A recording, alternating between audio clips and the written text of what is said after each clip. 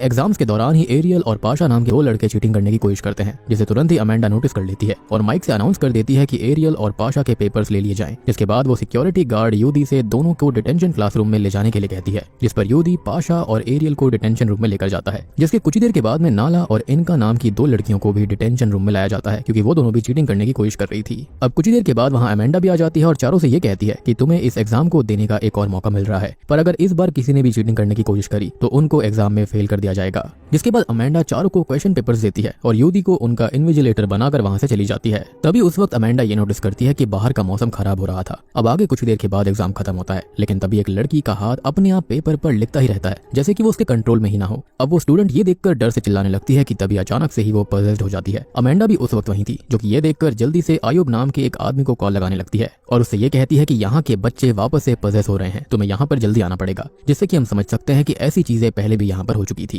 अब आयुब उस वक्त अपनी असिस्टेंट नकीला के साथ होता है और दोनों ही फिर अमेंडा के स्कूल पर जाने लगते हैं। दूसरी तरफ एग्जाम हॉल में हमें दिखाया जाता है कि धीरे धीरे कई सारे स्टूडेंट पजेस हो रहे थे, जिसमें वो खुद के साथ और बाकी स्टूडेंट्स पर हमला करके उन्हें घायल करने लगते हैं। अब इससे पूरे स्कूल में चारों तरफ स्टूडेंट्स डर से यहाँ वहाँ भागने लगते हैं। दहशत का माहौल हो चुका था। अब कई सारे स्टूडेंट्स उस वक्त स्कूल से भागने की कोशिश करते हैं, जिस बीच एक पजेस स्टूडेंट आकर सभी को जान से मारने लगता है, जो कि स्कूल से भागने की कोशिश कर रहे थे, ये कहते हुए कि अब तक एग्जाम खत्म नहीं हुआ। अब इतना कहकर वो स्टूडेंट खुद का गला काट कर खुद की जान ले लेता है। अब यहाँ से हम स्कूल में कई स्टूडेंट्स की जान जाते हुए देखते हैं, जिनमें से कई तो बहुत ही ज्यादा दर्दनाक और डरावने थे। स्कूल में चारों तरफ स्टूडेंट की लाशें बिछी होती हैं, लेकिन डिटेंशन रूम में उन 4 स्टूडेंट्स को इस चीज का बिल्कुल भी आइडिया नहीं था। उनके पेपर का समय खत्म हो जाता है और तब अमेंडा पूरे स्कूल में माइक से अनाउंस करती है कि हमारे स्कूल पर बड़ा खतरा आ चुका है, इसलिए जो जहाँ पर है वहीं पर सुरक्षित रहे और भगवान से प्रार्थना करे कि वो ठीक रहे। अब तब तक स्कूल के पास आयुब और नकीला पहुंच गए थे, जिन्हें स्कूल का वॉचमैन ददंग उनको पीछे के गेट से ले जाने लगता है। जिस वक्त पीछे वाले गेट को खुला देखकर 2 लड़कियां स्कूल से भागने की कोशिश करती हैं, जिसमें से एक लड़की अचानक से ही किसी इनविजिबल फोर्स से टकराकर मारी जाती है और दूसरी पजेस्ड होकर उन पर हमला कर देती है, जिसको नकीला कुछ स्पेल्स की मदद से रोकती है और उसे वहीं बेहोश कर देती है।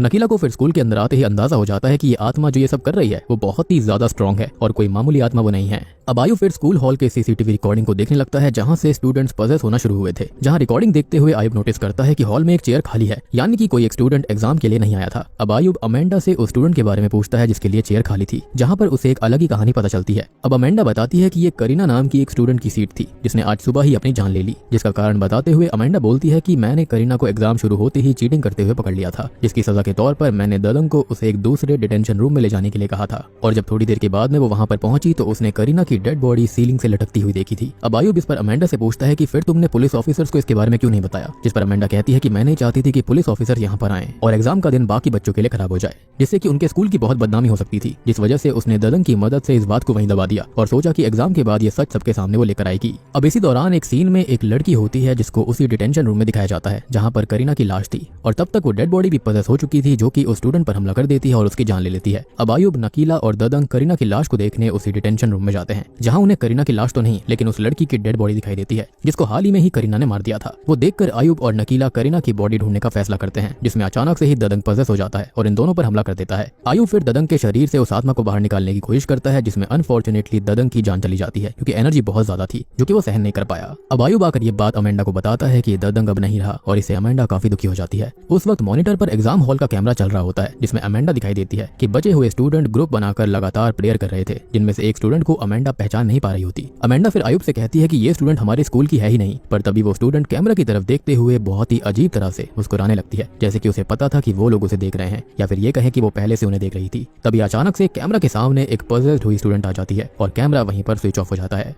अब दूसरी तरफ हम उन चारों स्टूडेंट्स को देख पाते हैं जिन्हें अब तक क्लियरली पता ही नहीं था कि स्कूल में आखिर चल क्या रहा था। लंबे समय से डिटेंशन रूम में बैठे बैठे उन्हें ऐसा लगता है कि उन्हें जानबूझकर इस रूम में बैठाकर रखा गया है, इसलिए आखिरकार फ्रस्ट्रेट होकर वो वहां से जाने का फैसला कर लेते हैं। पर तभी अचानक से इनका पजेस्ड हो जाती है और बड़ी ही अजीब हरकतें करने लगती है। वो एरियल के ऊपर हमला कर देती है और यूदी किसी तरह से सिचुएशन को संभालता है। फिर वहां से सभी भागने की कोशिश करते हैं, पर इनका सभी को सीढ़ियों पर ही रोक लेती है। इनका को देखकर सभी काफी डर जाते हैं और उससे दूर जाने लगते हैं। इस बीच इनका पजेस्ड हालत में अपनी जान ले लेती है। अब यूदी, एरियल, पाशा और नाला वहां से भागते हैं, जहाँ बीच में ही पाशा पजेस्ड हो जाता है और वो एरियल के ऊपर हमला कर देता है। यूदी तब एरियल की जान बचाते हुए उन सभी को वॉशरूम में लेकर छिप जाता है, जिसके पीछे हम पाशा को देखते हैं जो कि टॉप फ्लोर से नीचे कूदकर अपनी जान दे देता है। अब आगे वॉशरूम में सभी को उनकी एक क्लासमेट लिंडा भी मिलती है, जो कि डर के मारे वहां पर छुपी हुई थी। लिंडा भी फिर उन्हें ज्वाइन कर लेती है और सभी एक साथ स्कूल से भागने की सोचते हैं। दूसरी तरफ हम आयुब, अमेंडा और नकीला को देखते हैं, जो कि एग्जाम हॉल में आते हैं, लेकिन उन्हें वहां एक भी स्टूडेंट दिखाई नहीं देता। नकीला तब ये कहती है कि स्टूडेंट यहाँ से कहीं गए नहीं है, बल्कि वो आत्माओं की दुनिया में है। यहाँ से फिर तीनों प्लेग्राउंड की तरफ जाते जाते हैं जहाँ पर अमेंडा करीना को एक पोल से उल्टा लटका हुआ देखती है, जिसे नीचे लाने पर ऐसा लगता है कि करीना कभी मरी ही नहीं थी और वो अभी भी जिंदा है। पर जल्दी ही पता चल जाता है कि ये करीना नहीं बल्कि वही आत्मा है जिसने की करीना की डेड बॉडी को पजेस करके रखा है। वो आत्मा फिर अमेंडा से कहती है कि मैं वापस आ गया हूँ और इतना कहकर वो हंसते हुए वहाँ से गायब हो जाती है। अब यहाँ से करीना एरियल और उसके दोस्तों पर हमला करती है, जिसमें वो सबसे पहले लिंडा को मारती है और इससे पहले कि वो बाकी लोगों को कुछ करती वहाँ पर आयुब और नकीला आ जाते हैं, जो कि अमेंडा से सभी स्टूडेंट्स को दूर ले जाने के लिए कहती है। और फिर नकीला, आयुब और उस आत्मा के बीच लड़ाई होने लगती है। बेसिकली नकीला और आयुब यहाँ पर गोस्ट एक्सपर्ट्स थे,